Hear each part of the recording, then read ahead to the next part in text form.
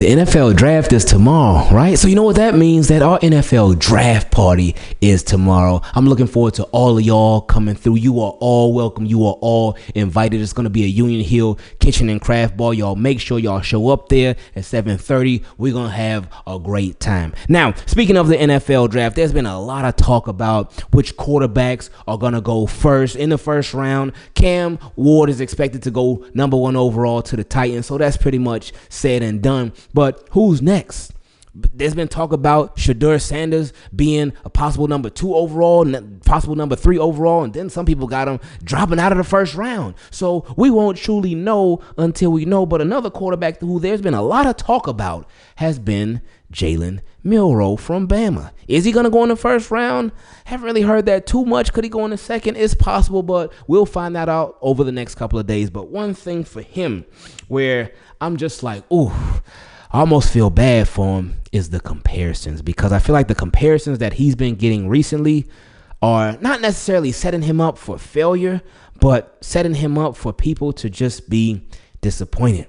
And those comparisons that I'm talking about come from NFL Network, come from ESPN, because a lot of people have been comparing him to Lamar Jackson. This was one of them. It says, is Jalen Milroe a better runner at the QB position than Lamar Jackson? He said Tom Pelissero on the eye-opening comments he's heard from NFL coaches and scouts, and that was right on NFL Network. And when I saw that, I said, oh, here we go. You know what's so crazy and twisted about the NFL and Lamar Jackson?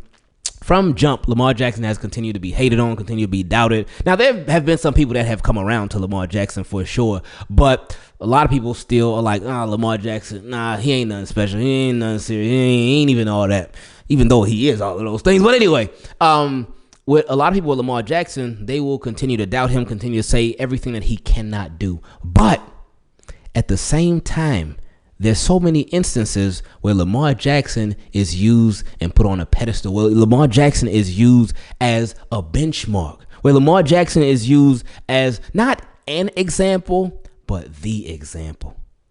So when I hear stuff like this about Jalen Milroe getting compared to him, I'm like, oh, why are they doing that? They setting Jalen Milroe up for disappointment, because Lamar Jackson, like whether you a Ravens fan or not, whether you were a Louisville fan or not, whether you like Lamar Jackson or not, you know Lamar Jackson is one of one. There is nobody like Lamar Jackson. He can literally do everything at the quarterback. Everything at the quarterback position. And no, this is not me hyping him up. This is not me, just giving a huge shout out to look. No, he can. You've seen it yourself plenty of times. So with Jalen Milroe, with them doing the comparisons already, he ain't even stepped his foot on an NFL football field yet. Whew, that's scary. But then Jalen Milroe said, no. I can take that. I'm ready for it. I'm bringing it on myself, because he was on the Kay Adams show. And she brought up how Browns GM Andrew Berry said, he said that you could be faster than Lamar Jackson. He said, I agree. She said, what? He said, I agree. So not only is the big media comparing them to Lamar Jackson, but he accepted that responsibility. And that's a pretty weighty responsibility right there. So I respect him for it. I respect him because he didn't shy away from it, and he showed that confidence in himself. Okay, you got confidence in yourself, go for it. But I would just be a little weary. Now, I am curious to see where he ends up at and how he does wherever he goes, because his situation will be everything. You can be one of the best players at your position. You can be one of the most skilled, one of the most athletic, one of the most gifted players in the world. But if you're in the wrong situation, it'll all be for nothing. So I hope he does go somewhere where they can use every single bit of everything that he can do. So we won't have to get the comparisons to Lamar Jackson. Because, look, and there's some people who just say, look, it's a fast black quarterback. Lamar Jackson, he's just like Lamar Jackson. But people are different. Like we saw it last year with Jaden Daniels. Oh, boy, we saw it so much. Jaden Daniels keeps this up. Is he going to be better than Lamar Jackson? And it's like, really? Why are we doing? Let Jaden Daniels be Jaden Daniels. Let Lamar Jackson be Lamar Jackson. Let Jalen Hurts be Jalen Hurts. And let's let Jalen Milroe be Jalen Milroe. I'm super excited for tomorrow's NFL draft, and I'm super excited for our draft party. Looking forward to seeing all of y'all there. Now, something else I look forward to every single day is hearing y'all's questions, and how to be a part of that, how to send in your question. You can send it to an email to teamkeepitclean@gmail.com, or for the patrons, you can send it in a DM directly on Patreon. Let's get to our first question that came from my guy, Michael. He said, maybe. Isaac Tesla, wide receiver from Arkansas, just look him up and tell me if he would work as a slot receiver. You know what's crazy is that I did look him up like you suggested to. He's a slot receiver, but he's taller than our outside receivers. He's taller than Zay Flowers and Rashad Bateman. He like, I think 6'3", but he's fast too. Like, I think they said he ran like a 4.49 at the combine. But so at the combine he ran fast, but then when you watch him, he got the game speed too. So it goes hand in hand. I love how when he catches the ball, it's almost like he don't even decelerate. He just continues to accelerate even more. And that's a beautiful thing just to watch him. So picturing him with the Baltimore Ravens, it's almost, you almost think about it like, yeah, you could move him around almost, because again, they got Zay Flowers. Zay Flowers like 5'10", 5'11". He's been an outside receiver. Rashad Bateman like 6'1", maybe 6'2". He's an outside receiver as well. So if they had their tallest receiver in the slot, which he could do, but I feel like they could have him work to be an outside receiver as well. So I wouldn't mind. And they say that he's a top 100 player. So if the Ravens were to grab him, I wouldn't be mad at that at all. Next question came from Milroe. He said, my first annual mock draft for Team Keep It Clean. We appreciate it. Let's get to it. He said, Ingraven, I just wanted to let you know this is something I plan on doing as long as myself and your channel are still going strong. Your channel and community are the best non-corporate presence in Ravens fandom. Hopefully the trajectory continues from here.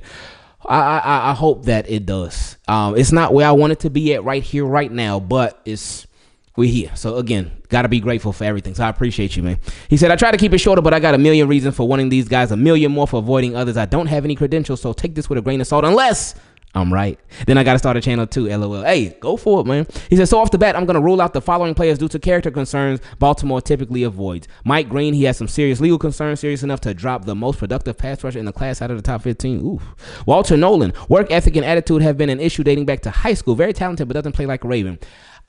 I was talking to somebody who's a big-time draft expert about him, because I had seen I'm still saying the Ravens are taking Derek Harmon with their first pick, but then I've been seeing a lot of people say, oh, Nolan is better. So I talked to somebody who's a draft expert, and he said the same thing about the character concerns and the work ethic, the lack of work ethic. And I said, oof, that's concerning right there. But anyway, continuing, he said James Pierce Jr., oof. Immaturity concerns. Heard a lot of scouts drop the term uncoachable, which screams as accurate to me considering he relies so much on his innate athleticism instead of pass rush technique. Ooh, but that could be coached. But anyway, he said Shiloh Sanders, not a first round pick by any means, but I do not think Baltimore wants any part of Deion's family in the mix, so Shiloh is out. I mean, they had Deion on the team, but so, hey, who knows? Anyway, he said, final thoughts before my picks. I do not think many draft day trades will happen in round one. There are only 15 to 20 true first rounders, so around the time the Steelers pick, there will likely be 5 or fewer players worth trading up for. Also, the only guaranteed first round QB is Cam Ward, so Ravens will most likely want to trade back from 27 if the board doesn't fall their way, but might not find many willing trade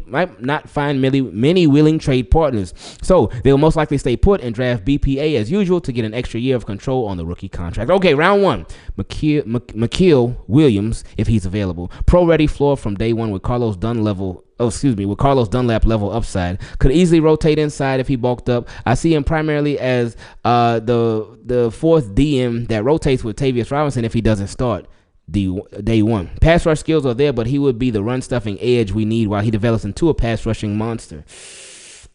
Could potentially move to 3-tech if he bulks up. Has a slow first step that may get exposed on the exterior of the defensive line. As a rocker would be a good consolation prize, just no project edge rushers. If all defensive options are gone, Ekbuga or Burden would be sneaky good picks. Okay. Oh, Burden, that's the wide receiver, right? I'm pretty sure. Anyway, he said other options include Jalen Walker, a tweener, inside linebacker, and edge rusher, Malachi Starks. We heard that a lot. Kenneth Grant, Tyler Booker. Oh, Booker, the offensive lineman, I believe, or Gray Zabel. Oh, the other offensive lineman.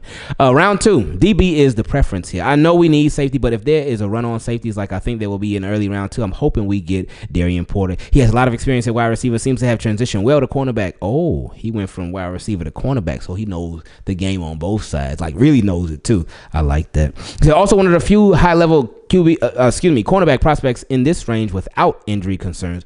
That's big right there. Health is wealth, as we know. He said Trey Amos is the next best pick at the position, in my opinion. Other options are Xavier Watts, so we heard a lot about him.